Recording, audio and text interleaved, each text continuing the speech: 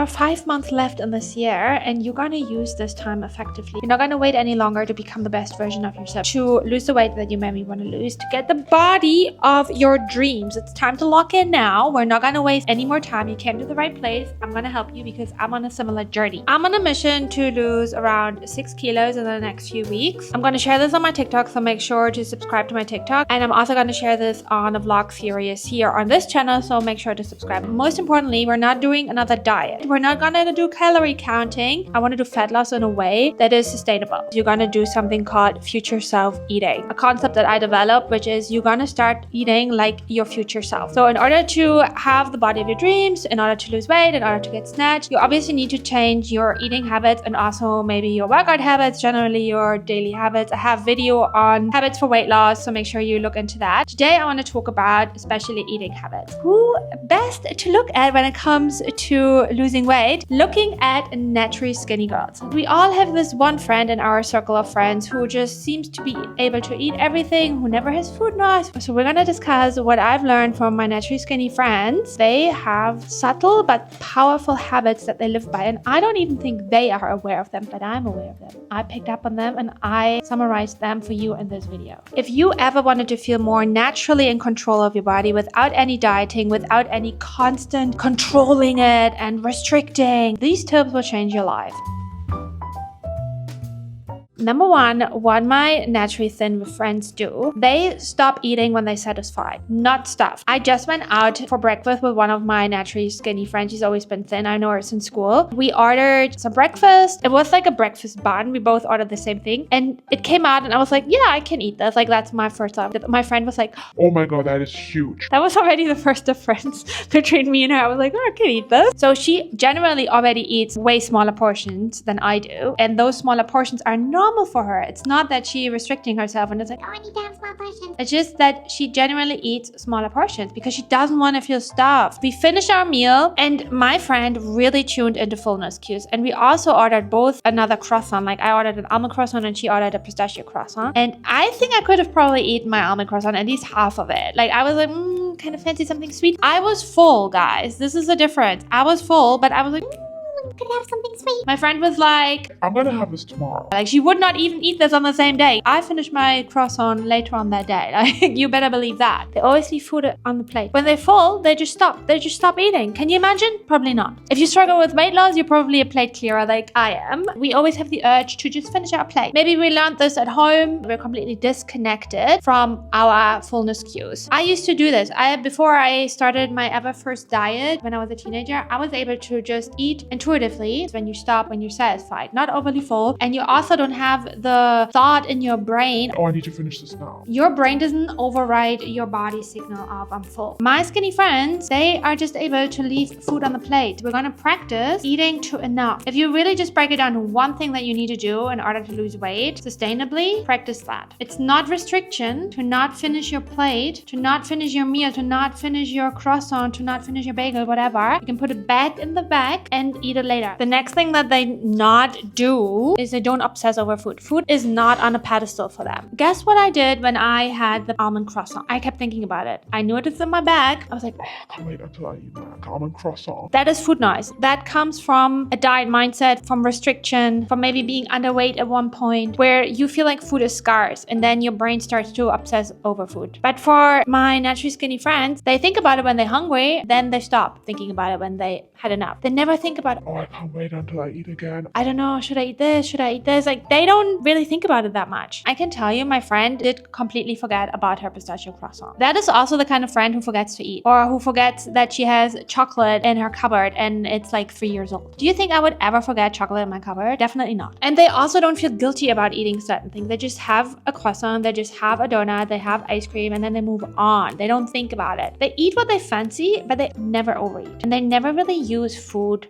for comfort or for emotional reasons. And they never think about, oh, I need to burn this now. They don't have any diet thinking around food. They just eat what they feel like. They normally eat a smaller portion. My skinny friends would probably never choose 2 scoops of ice cream. They would always choose 1 scoop of ice cream because that makes them feel good. 2 scoops is too much for them. Food is not scarce. Food is abundant. It's always available. So they don't have to stress around it. You start stressing around food and obsess over food when you come from a diet thinking. When at one point point in your life you had to restrict food, either because maybe there was not enough food available, you were not allowed certain foods, or you went on a diet and you restricted foods. They just naturally move more. They like to walk, they like to cycle, they like to go to workouts, but they always do that because they want to feel good. It makes them feel good in their body when they move their body. They're not doing it to burn calories, and they're not doing it to punish themselves or because they have to, you know, the sort of like rigid routine of like, now I have to go, I'm a hot girl, but now I have to do cardio. No, it's because they want to feel their best. And I actually do this now as well. Like, I'm a workout girly. It's really good for my mental health and makes me feel really good in my body. It's just part of my routine. I have a whole video of how I became a workout girly because I did not used to be a workout girly, guys. Working out is just part of my routine now. I hate just sitting around not doing anything. Like, another thing that one of my skinny friends does especially, she's just very fidgety. She just moves a lot. She cannot sit still. And it's not because she has to move. It's just like her. Like, she just likes to be active, always getting up, sitting down. She takes breaks from her meal, then she walks around. And those people that just have a lot of movement, obviously you're gonna burn more calories throughout the day. This is something called NEAT, non-exercise activity thermogenesis. This is basically all the calories burned through activity that is not specifically exercise. So it's not going to the gym or doing a Pilates workout or going on a run or something. These are literally all the little movements you do throughout the day. Like, you take the stairs, you clean your house, just doing chores, fidgeting, standing more rather than sitting. And NEAT can contribute to your daily energy expenditure. Think about just including more movement generally into your daily routine. Take the stairs instead of the escalator or the lift. Walk to the supermarket rather than taking the car. The less sitting and just slouching around you do, and the more you actually increase your movement, obviously that will help you to burn more calories throughout the day. They eat real simple foods. It's not really healthy to eat a lot of junk food and ultra processed food. Not just for your waistline, you can still be slim, but just generally for your overall health and well-being, your gut health, your hair, your nails, your skin health. If you want to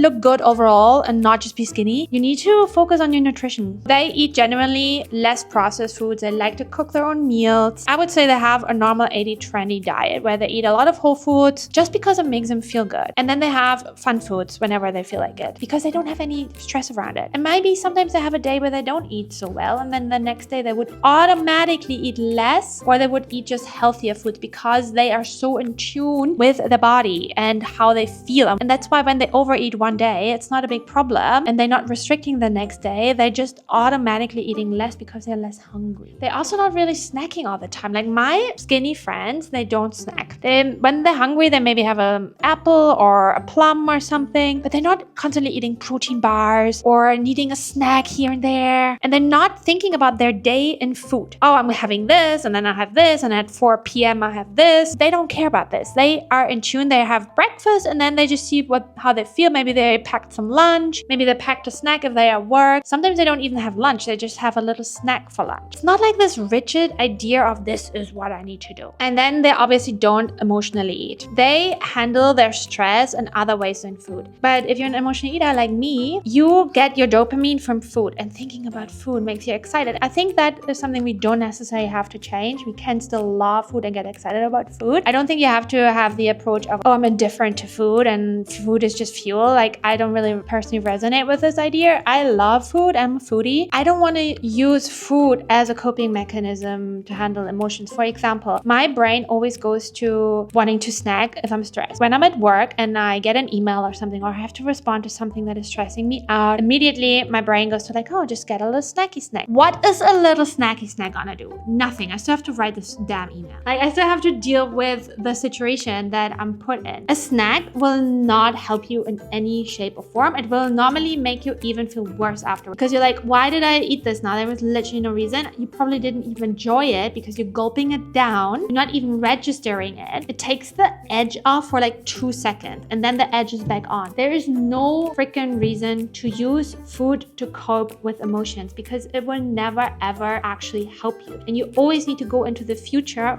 self eating. Think about what would your future self do, your future self that has already the body that you want and the eating habits that you want. And she will not use food for comfort. My friends deal with their emotions in different ways. They might go for a walk, they might call someone. She likes to go to the sauna and then go for a swim. And then one thing that they all do, they eat slowly. They are slow freaking eaters, and often without realizing it. They put their utensils sits down between bites, they talk, they look at things, and the food is just like there, but they're not like constantly thinking about the food and wanting to eat it. The food is just part of it, but it's not the whole reason why we're eating. So take proper bites, taking a breather before you start eating. That really helps me to slow down, because if you're an emotional eater, you use food to regulate your nervous system, and we want to learn to regulate our nervous system not with food, but with healthier coping mechanisms like breathing, like movement, talking it out with someone. And then what they do, they just have a really light approach to food. They have a light approach generally to portion sizes, so they don't like to have big portion sizes. They have no food rules. They have nothing like, oh, I cannot eat this because it has sugar, or oh, it has gluten. or other kind of like weird food rules that people have in order to like be skinny. They even indulge.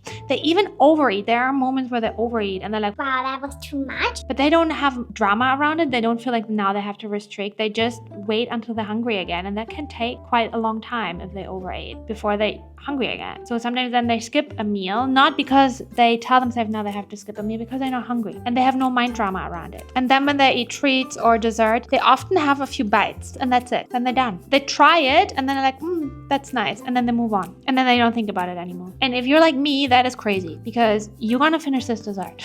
But this is something that I really want to practice, is to just be able to have a few bites and then move on and have no food noise after that. And I know this is something that we can all practice. It's just rewiring our brain in becoming a natural slim eater. I'm really thinking about this is enough. If you're an emotional eater like me, you're making decisions from here, yeah? You're making decisions, eating decisions from your lower brain. No, you're gonna start making decisions from here. We are focusing on feeling our best. Stuffing down dessert just because it's on our plate is not gonna make ourselves feel good. So we're waiting until we're hungry, and then we stop when we have enough. And sometimes a little bite is enough. You get the taste, you get the flavor, you get the texture. All of these habits are not about being on a diet or being about restriction. It's not even about weight loss. It's about reconnecting with your body, and then weight loss will be a byproduct of that. Because if you stop your constant overeating, and that constant overeating comes from making decisions with your lower brain and listening to the food noise, everything that your lower brain says is just a suggestion. Oh, come eat that snack. Oh, come finish that dessert. It's all just a suggestion. It's not a command. We need to train our brain to eat like our future self. What does that look like for you? For me, it looks like an 80-20 approach. I'm not gonna not have sugar anymore. I'm gonna eat what I want. And sometimes I have days where I eat a little bit more, where I indulge more. That's totally fine. And then the next day, I'm just gonna listen to my body more. Don't be so freaking rigid. We're gonna get our dream body this year. We're gonna lock in. Locking in means that we have to be a little bit more focused. Yeah, we have a goal in mind, and we need to make decisions that are in alignment with that goal. What would a day of eating look like? Eating in alignment with your goal and who you want to be. Let me know in the comments which of the habits you already do, which of the habits you might be struggling with and want to become better at. And make sure to follow my TikTok. I'm going to share lots of what I eat in a day there. And make sure to subscribe to the channel to not miss any what I eat in a day vlogs that I'm going to post content around glowing up and becoming the best version of yourself. And make sure to watch this video next. I'm going to talk about weight loss in there.